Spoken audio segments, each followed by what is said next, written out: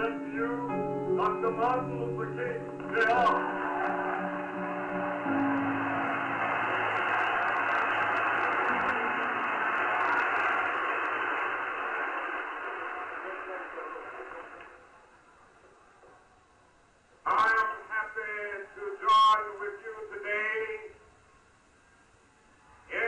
What will go down in history as the greatest demonstration for freedom in the history of our nation.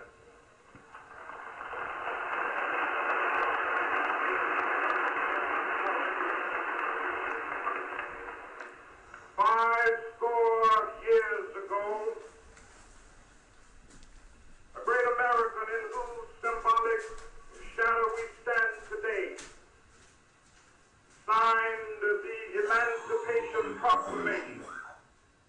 This momentous decree came as a great beacon light of hope to millions of Negro slaves who have been seared in the flames of withering injustice.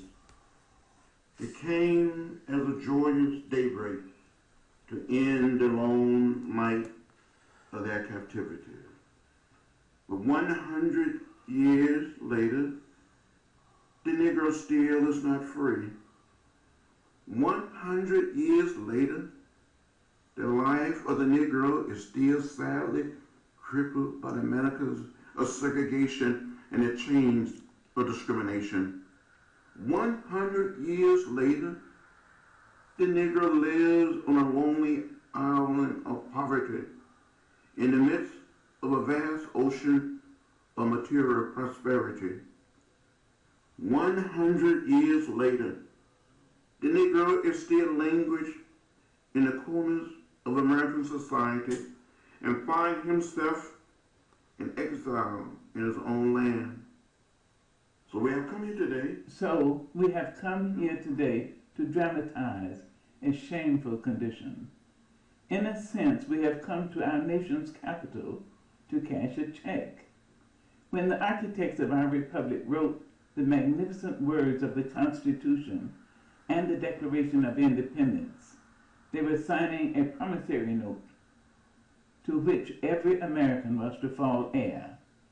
This note was a promise that all men, yes, black men as well as white men, will be guaranteed the unalienable rights of life, liberty, and the pursuit of happiness. It's obvious today that America has defaulted on this promissory note insofar as her citizens of color are concerned. Instead of honoring this sacred obligation, America has given the Negro people a bad check, a check which has come back marked insufficient funds. But we refuse to believe that the Bank of Justice is bankrupt. We refuse to believe that there are insufficient funds in the great vaults of opportunity of this nation. So we have come to cash this check, a check that will give us upon demand the richness of freedom and the security of justice.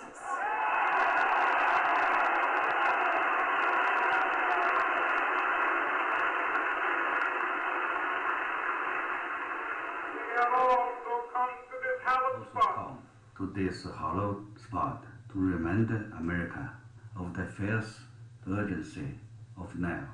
This is no time to engage in the luxury of cooling off or to take the tranquilizing drug of gradualism. Now is the time to take real the promises of democracy. Now is the time to rise from the dark and desolate valley of segregation to the sunlit path of racial justice.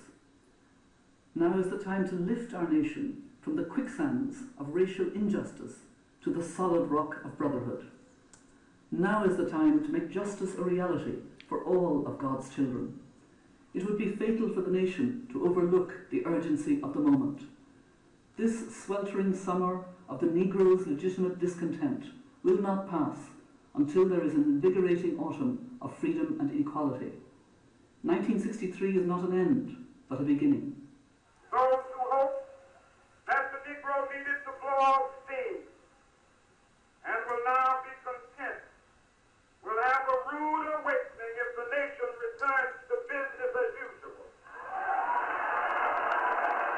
Those who hoped that the Negro needed to blow off steam and will now be content will have a rude awakening if the nation returns to business as usual. There will be neither rest nor tranquility in America until the Negro is granted his citizenship rights.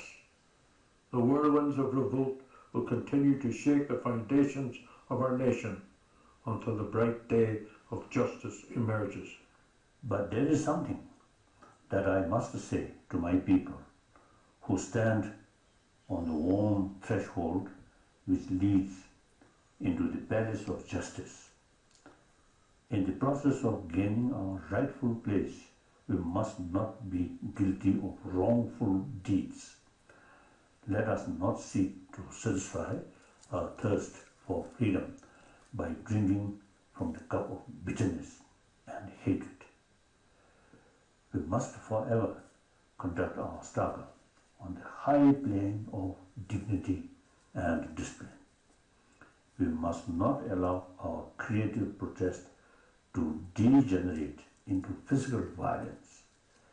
Again and again, we must rise to majestic heights of meeting physical force with soul force. The marvelous new militancy which has engulfed the Negro community must not lead us to a distrust of all white people, for many of our white brothers, as evidenced by their presence here today, have come to realize that their destiny is tied up with our destiny. They have come to realize that their freedom is inextricably bound to our freedom. We cannot walk alone. As we walk, we must make the pledge that we shall always march ahead. We cannot turn back. There are those who are asking the devotees of civil rights, when will you be satisfied? We can never be satisfied as long as the Negro is the victim of the unspeakable horrors of police brutality. We can never be satisfied as long as our body is heavy with the fatigue of travel, cannot gain lodging in the motels of the highways and the hotels of the cities. We cannot be satisfied as long as the Negro's basic mobility is from a smaller ghetto to a larger one. We can never be satisfied as long as our children are stripped of their selfhood and robbed of their dignity by signs stating, "For whites only." For whites only. We cannot be satisfied as long as a Negro in Mississippi cannot vote, and a Negro in New York believes he has nothing for which to vote. No, no, we are not satisfied, and we will not be satisfied until justice rolls down like waters and righteousness like a mighty stream. I'm not unmindful that some of you have come here out of great trials and tribulations. Some of you have come fresh from narrow jail cells. Some of you have come from areas... Some of you have come fresh from narrow jail cells. Some of you have come from areas where your quest for freedom left you battered by the storms of persecution and staggered by the winds of police brutality. You have been the veterans of creative suffering. Continue to work with the faith that unearned suffering is redemptive. Go back to Mississippi. Go back to Alabama. Go back to South Carolina. Go back to Georgia. Go back to Louisiana. Go back to the slums and ghettos of our northern cities. Knowing that somehow this situation can and will be changed. Let us not wallow in the valley of despair. I say to you today, my friends,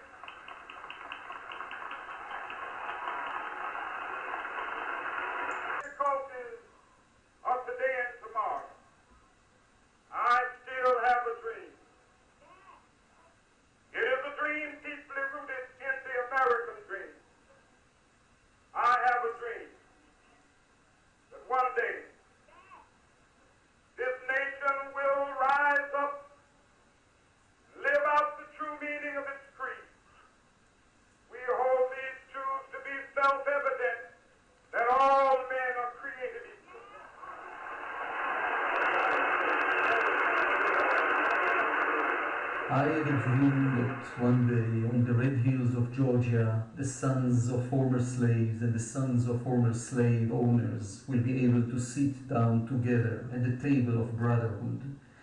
I have a dream. I have a dream that one day even the state of Mississippi, a state sweltering with the heat of injustice, sweltering with the heat of oppression, will be transformed into an oasis of freedom and justice.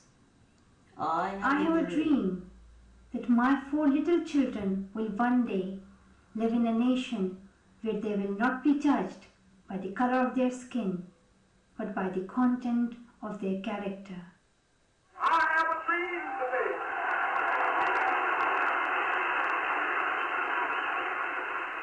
I have a dream that one day, down in Alabama, with its vicious racists, with its governor having his lips dripping with the words of interposition and nullification, one day, right there in Alabama, little black boys and black girls will be able to join hands with little white boys and white girls as sisters and brothers. But I have a dream today.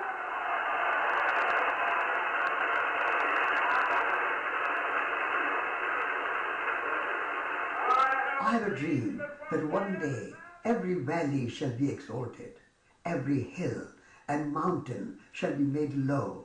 The rough places will be made plain, and the crooked places will be made straight, and the glory of the Lord shall be revealed, and all flesh shall see it together. This is our hope. This is the faith that I go out to the south with. With this faith we will be able to hew out of the mountain of despair a stone of hope.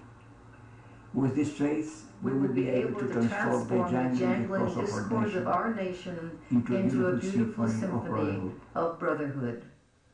With this faith we will be able to work together, to pray together, to struggle together, to go to jail together, to stand up for freedom together, knowing that we will be free one day.